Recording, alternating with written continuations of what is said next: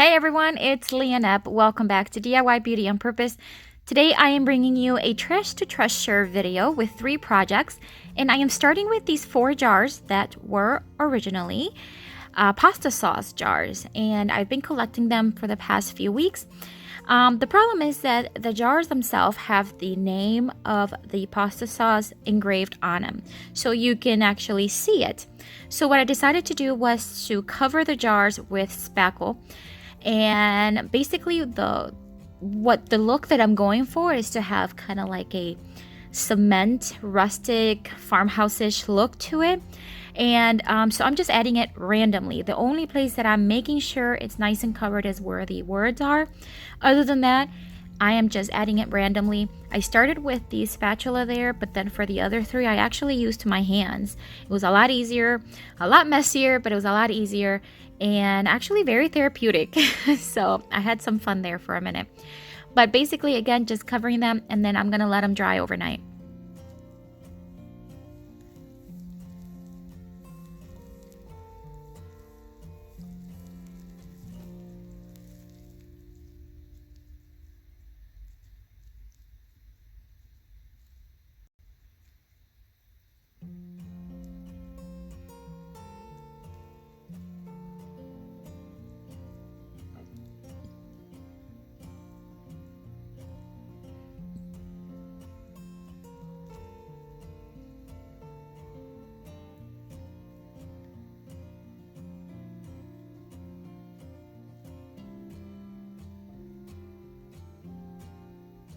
All right, so before we move on, I want to tell you about these amazing products that were sent to me, my BB Frost. It is basically all you need to create a chalk paint finish with any regular latex or acrylic paint. So they sent me this box with the chalk, basically the material that makes the chalk paint feel on the paint. It has the tablespoon, it has the instructions, a little stirring, oh my gosh, a little stirring thing, a container to pour the paint in, and the instruction even had pictures, which I thought was pretty cool. And then it also has one of those popsicle sticks, like a stirring stick, that I didn't realize it was in there, but it's in there. So basically what the goal for this is that you can create chalk paint finish with any paint that you may have, which then gives you the possibility to have unlimited amount of colors. When you go to get paint, you know that the color options are overwhelming sometimes. So the beauty of this is that you can then pick any color you want to match your home or whatever project you want and give it that chalk paint finish without having to be limited with colors. So this is the first time me using it, and I am learning as I go as well. The instructions were very easy. You basically put 2 very, very full tablespoons of the powder inside the empty container that they provide you. And then you want to add a tablespoon and a half of water until you get like a donut glaze consistency. And that is what I got. Look how cute that little stirring thing is. I forget the name of it, but I thought it was just very cute. So basically I'm just stirring it enough or until it's all dissolved, and again I have that consistency. And then you're supposed to just pour the paint. So whatever paint you're using, they recommend flat, but you really can use any finish. And I'm just going to use white for this one.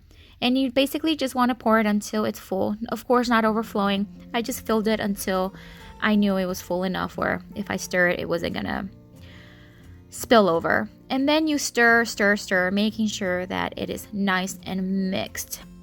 And that is what I did. I think I probably mixed it even more than what you're supposed to, but I just wanted to make sure. All right, so now back to my jars. This is the next day, and I am going to lightly sand this spackle. It's all dry, it's not going anywhere, but some areas are just way too rough. So I just want to smooth it out just a little bit, but I still want it to have a lot of texture. I'm using a 220 grit piece of sandpaper, and again, not doing much pressure on it at all. Just sanding it, removing some of the little looser areas, and then making sure, or dusting them, making sure there's no dust on them.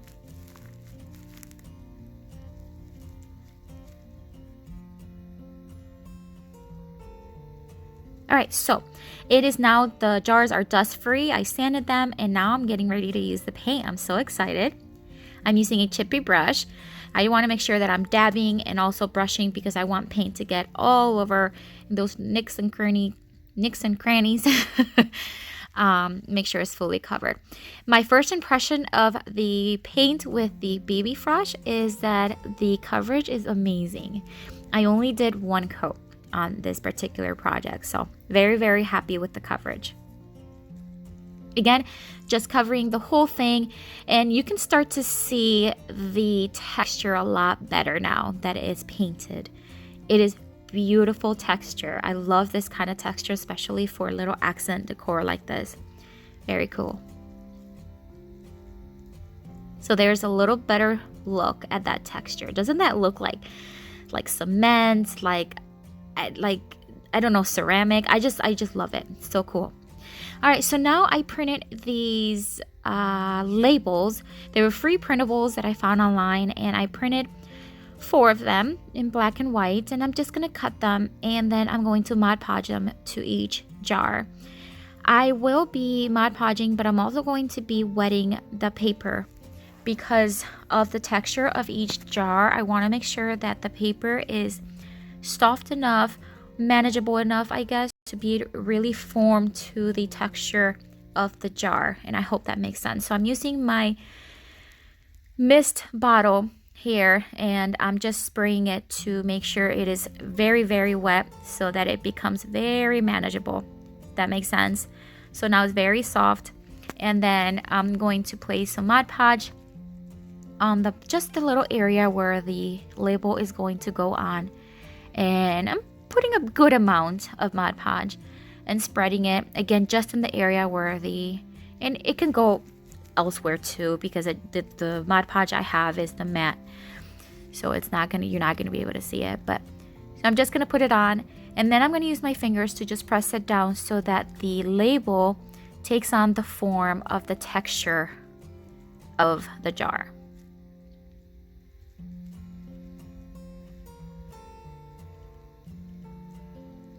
And then I place more Mod Podge on top and I smoothed it out with my fingers and I just let it dry for a few hours. And I did that to all 4 of them.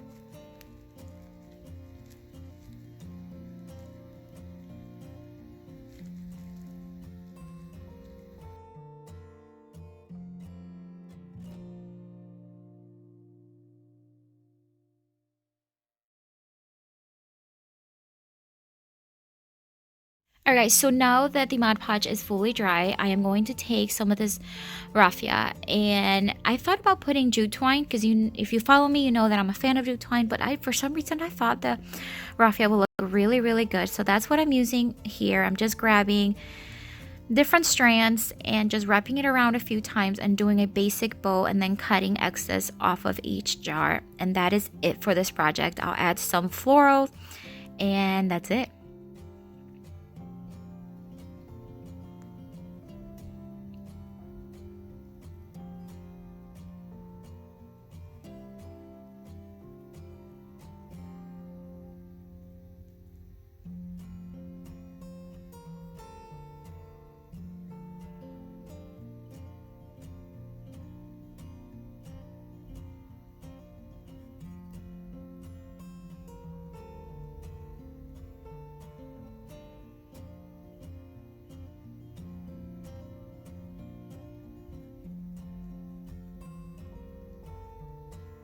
And there is the final reveal. I am in love with these jars.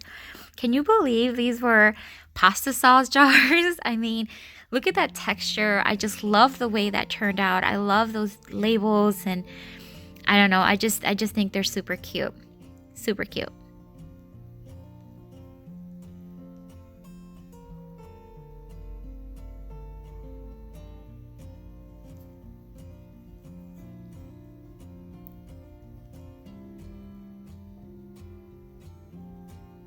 Okay, so for my second project, I am going to use this little tiny, it looks like a toolbox or planter. I got it off of Marketplace a while back, and it was like $1. Now, the original price was $3.99 at Mark's, I don't know if you have marked where you're from, but because it's still you can see the price underneath. But I did get it for $1, and I thought it was pretty cute to have in my summer decoration. So that's what I'm gonna do. I'm gonna give it an update. I'm using the same paint that I use with the jars with the BB Frost, and look at that coverage, guys. Now on this one I did do 2 coats, but the coverage is so awesome. I'm really happy with the BB Frost. So I'm gonna do 2 coats on this particular toolbox. I'm gonna call it a toolbox. I think it's a planter, but to me it looks like a little bit like a tiny toolbox. And let it dry. There's my second coat. I'm gonna let it dry, and then I did paint some of the inside, but not all the way through, all the way down, because I am going to add real soil to plant real plants, or at least that's the goal. Maybe I'll change my mind, but for now my goal is to put real dirt, real soil, and plant real flowers. So that's why I did not paint all the way down.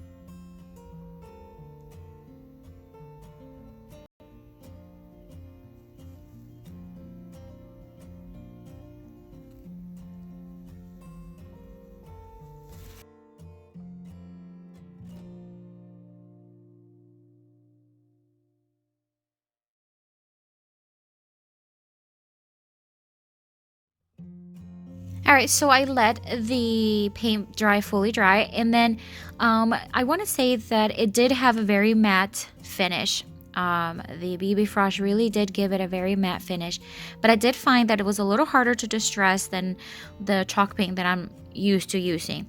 It distressed beautifully. I had no problem distressing. It was just a little harder to get the paint off. So that's why I moved from the 220 grit sandpaper to a 120 grit sandpaper. And that made it a little easier. So I don't want this box to have like a heavy distress, just a little bit on the edges. But so that's the only thing I did find, that it was a little harder to distress, but it did distress very nice. And the paint is very durable. So I really like that. So again, just adding a little bit of distress. I dusted it, and now I thought about using this Dollar Tree decal that I have had now for probably a few months. Every time I go to Dollar Tree, I do try to look through the decals to see if I find something that I don't have. And I thought this one was perfect because it says love grows here. So how perfect for a little planter. And I left it like the same length. I did not cut anything because I thought it would look super cute if it kind of overflow, like, I don't know how to say it, like if it wrapped a little bit around the box, the design. So I thought that was really cute, and that's why I left it as is. If you've never used these decals, I've used them now in several of my projects, and I really like them. They stick very well, they're very durable, and I like that they're clear, so you really can stick them anywhere. Now, because I am going to have this, or my plan is to have this little planter on my porch with my porch decorations, I did decide to seal everything with a Varathane polyurethane in the crystal clear. I'm just going to do one pretty heavy coat. That's it. Let it fully dry. And that way, you know, the paint won't come off. And I guess I didn't mind if the paint came off because it just gave it that little more of a distressed look, or weathered look, I should say. But I didn't want the decal to come off. So that's why I sealed everything. I just gave it one coat. And there it is. Look how cute. Now, of course, these are not real flowers. This is just what I use, these full greenery from the Dollar Tree. But I just thought I add these for purposes of showing what it would look like. But later on this month, I will be doing my porch decor, and you'll see what I do with them. But I think it came out super cute. For $1, you can't go wrong.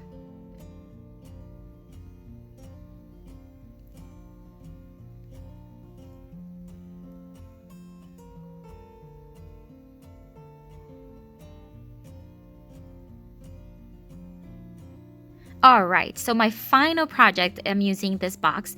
This is a chocolate box from Mally's Chocolates, and we got these for Easter. It was one of my daughter's like fundraisers for school kind of thing. So I didn't want to throw it away. It's such a good box. It's a good size. It's very strong, very sturdy, and I thought I can totally do something with it. So this is more in the chic, more than farmhouse, but I thought I turn it into a little jewelry box. I keep my most common jewelry, like what I wear on most days, and this little tiny jewelry box, and it's too small. It's almost the same width as that top. And I thought if I had something a little larger, it would be a lot more comfortable. So I decided to paint the top white using the same BB Frost paint. And I'm going to wrap the bottom part of the box using this paper that I got so long ago, guys. I think I got this at Michael's. If I'm remembering correctly, that's how long it's been. And I thought it just had a very cute, kind of very feminine style. So I'm going to use Mod Podge to glue it to the sides. I'm not going to do the bottom. I decided not to. And I guess I could have painted it. But I'm not going to be lifting this little box. I'm just going to be opening it for jewelry. But again, I'm just using the Mod Podge, gluing it, and then I'll be done with the sides.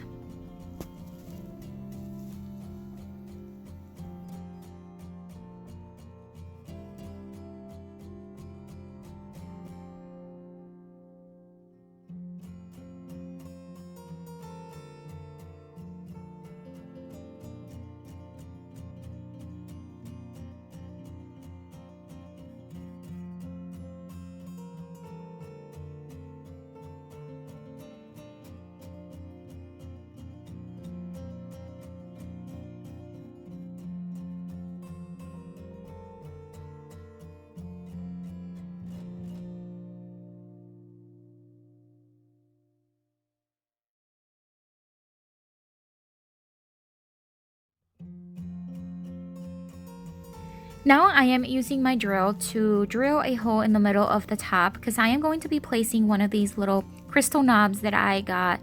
I usually get these on Amazon. They are on my Amazon store.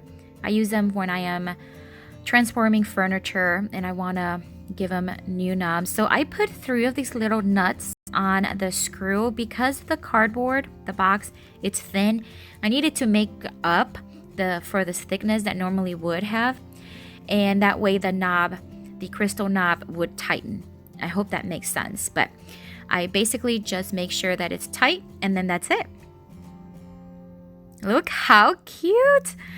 Can you believe this was a chocolate box? I mean, really, I thought about throwing it away several times and I finally said, nope, I am going to do something with it and I'm glad I kept it. So cute.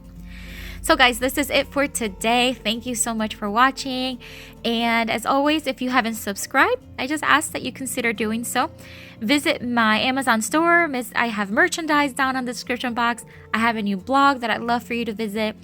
And that's it. Thank you for watching and I hope you have a blessed day.